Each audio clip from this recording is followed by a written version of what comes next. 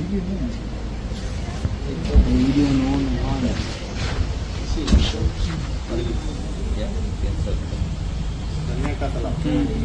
आपको बता दूं, बाड़मेर में आरएलपी के प्रमुख कार्यकर्ता कमराराम गैंड के द्वारा एक आत्महत्या की गई थी। मैं आपको बता दूं ये कमराराम गैंड कौन है, क्यों इन्होंने आत्महत्या की है, आत्महत्या करने का क्या राज है, कमराराम गैंड कहाँ के व्यक्ति है, किस पार्टी से जुड़े हुए हैं और आत्महत्या करने के पीछे किसका राज है, कौन लोग इस आत्महत्या के जिम्मेदार है, किन लोगों को इस आत्महत्या का जिम्मेदार ठहराया गया है और सुसाइड नोट्स में कमराराम गैंड के द्वारा क्या बताया है और किन व्यक्तियों के ऊपर आरोप लगाया है और इन्होंने आत्महत्या क्यों की गई थी, कमराराम गैंड कहाँ के व्यक्ति है, किस क्षेत्र से है, मैं संपूर्ण जानकारी आपको इस वीडियो में दूंगा। आप लोग जरूर इस नए हैं तो चैनल को सब्सक्राइब करें और वीडियो को अपने से जुड़े हुए लोगों तक सभी तक शेयर करें। मैं बात करूं आरएलपी के कार्यकर्ता कमराराम गैंड के द्वारा, जिन्होंने पहले स्टेटस के ऊपर कुछ पंक्तियां लिखी और उसके बाद में अपने ही खेत में बने पानी के टांके में कूदकर आत्महत्या कर ली गई थी और अपनी मोबाइल, घड़ी और बाकी जो भी सामान था, दुकान की चाबियां वगैरह, ये सब बाहर टांके के ऊपर रख दी थी और उसके बाद में टांके में कूदकर आत्महत्या कर ली गई थी। मैं आपको बता दूं, बाड़मेर में आरएलपी का कार्यकर्ता जिन्होंने व्हाट्सएप के ऊपर कुछ तस्वीरें भी डाली थी और उसके बाद में अपने साले एवं अपने साडू पर आरोप लगाया था कि मुझे बार बार ब्लैकमेल कर रहे हैं, लड़कियों के द्वारा फ़ोन करवा कर रिकॉर्डिंग्स करते हैं और उन्होंने बताया है कि 40,000 रुपये भी मेरे से छीने हैं। साले के द्वारा जो हिमताराम है उसने मारपीट भी की है और साडू है वो मुझे बार बार ब्लैकमेल करके धमकियां भी दे रहा है। मैं आपको थोड़ी सी विस्तार से जानकारी दूं तो जो ये है कमराराम गैंड, ये सदर थाना इलाके में धने का तला गांव का निवासी है। यानी कमराराम गैंड धने का तला एक गांव है, वहां का निवासी है। बुधवार रात किराना का व्यापारी आरएलपी का कार्यकर्ता कमराराम गैंड 24 साल उनकी उम्र थी और उसके पिता का नाम भैराराम ने टांके में कूदकर सुसाइड कर लिया गया था। उसके बाद में सूचना मिलने पर जो पुलिस है वो मौके पर पहुंची और शव को टांके से निकालकर जिला अस्पताल की मोर्चरी में रखवाया गया था और उसके बाद में पुलिस के द्वारा मीडिया पर एक सुसाइड नोट्स भी सामने आया है और उसमें 2 व्यक्तियों का जिक्र भी किया है। उसके बाद में पुलिस लगातार इन दोनों पर कार्रवाई करने के लिए जांच कर रही है।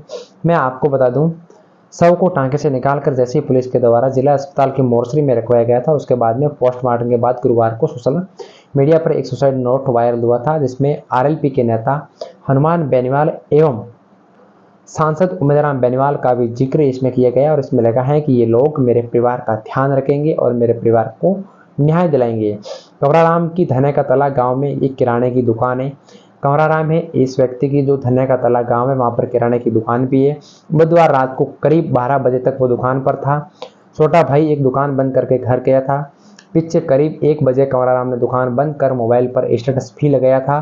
1 बजे कमराराम गैंड के द्वारा दुकान को बंद करके अपने मोबाइल के स्टेटस पर लगाया था और इसके बाद में दुकान के पीछे बने करीब 200 मीटर के दूर एक अपने ही खेत में बना पानी का टांका था। उस पानी के टांके में कूदकर सुसाइड कर लिया गया था और गुरुवार सुबह परिजन जैसे ही दुकान पर पहुंचे तो टांके का ढक्कन खुला मिला।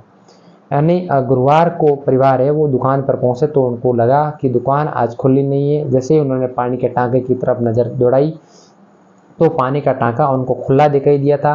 बाहर 2 मोबाइल एवं घड़ी उनको दिखाई दी थी। टांके में देखा तो कमराराम गैंड का शव दिखाई दे रहा था और चिल्लाने की आवाज़ सुनकर ग्रामीण मौके पर पहुंचे। सूचना मिलने पर सदर थाना की पुलिस वहां पर पहुंची और शव को कब्जे में लेकर जिला अस्पताल की मोर्चरी में रखवाया गया था। उसके बाद में एक सुसाइड नोट्स भी वायरल हुआ था। सुसाइड नोट्स में उन्होंने 2 व्यक्तियों का जिक्र किया था और 2 व्यक्तियों के ऊपर आरोप लगाया था। मैं आपको बता दूं, कमराराम गैंड के द्वारा एक अपना साड़ा है और एक अपना साडू है। साड़ा है हिमताराम सारण जो कोसरा गांव का उन्होंने बताया गया था, प्लस इसके साथ में उनका जो साडू है सगताराम गोरा निवासी लोनाडा है, वो बताया था कि उन्होंने वो मेरा साडू है। इन 2 व्यक्तियों के द्वारा ब्लैकमेल कर रहा है और मुझे कॉल कराकर लड़कियों से फ़ोन करवा रहा था। वह रिकॉर्डिंग करके खुद के फ़ोन में रखता था और मुझे बार बार धमकी देता था। इस बात को जो कमराराम गैंड के द्वारा बताया था कि ये मेरा साडू है। प्लस एक साले का जिक्र किया जिसका नाम हिमताराम सारण है, उसको निवासी कोसरा बताया गया था और उसने मुझे कॉल कर कई बार धमकियां भी दी गई थी। ये बात कमराराम गैंड के द्वारा सुसाइड नोट्स में लिखी गई है। और मेरे ससुराल में गया था तब मेरे साथ में हिमताराम एवं सगताराम दोनों ने मारपीट की।